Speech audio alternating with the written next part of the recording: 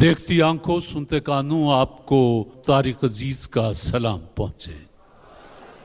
اس مشہور فقرے کے موجد طارق عزیز وفات پا گئے ہیں۔ ٹیلی ویژن کی تاریخ میں کئی دہائیوں تک چلنے والے پروگرام نیلام گھر سے شہرت پانے والے میزبان 84 برس کے تھے۔ پاکستان کے سرکاری ریڈیو کے مطابق طارق عزیز کا انتقال لاہور میں ہوا۔ جلندھر میں پیدا ہونے والے طارق عزیز نے اپنے کیریئر کا آغاز ریڈیو پاکستان لاہور سے کیا تھا اور 1964 میں جب پاکستان ٹیلی ویژن کا آغاز ہوا تو وہ وہاں کام کرنے والی اولین شخصیات میں سے ایک تھے۔ السلام علیکم۔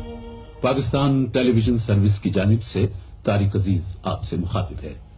خواتین و حضرات، آج جمعرات ہے اور نومبر کی 26 تاریخ۔ آج کا یادگار دن پاکستان میں ٹیلی ویژن کے حوالے سے ایک تاریخ ساز دن ہے۔ طارق عزیز کو اصل شہرت پاکستان ٹیلی ویژن پر 1975 میں شروع ہونے والے پروگرام نیلام گھر سے ملی۔ 40 برس سے زیادہ عرصہ تک جاری رہنے والے اس پروگرام کو بعد ازاں بزم طارق عزیز کا ہی نام دے دیا گیا تھا۔ طارق عزیز کا پروگرام کرنے کا اچھوتا انداز آج بھی کئی ذہنوں میں نقش ہے۔ یہ طارق عزیز کا سحر انگیز انداز ہی تھا کہ نیلام گھر شو کا نام تبدیل کر کے اسے پہلے بزم طارق عزیز اور پھر طارق عزیز شو کا نام بھی دیا گیا۔ اس ٹی وی شو کو دیکھنے والے کئی افراد کو آج بھی یہ جملے لفظ با لفظ یاد ہیں۔ پینسلین جواب درست ہے صاحب۔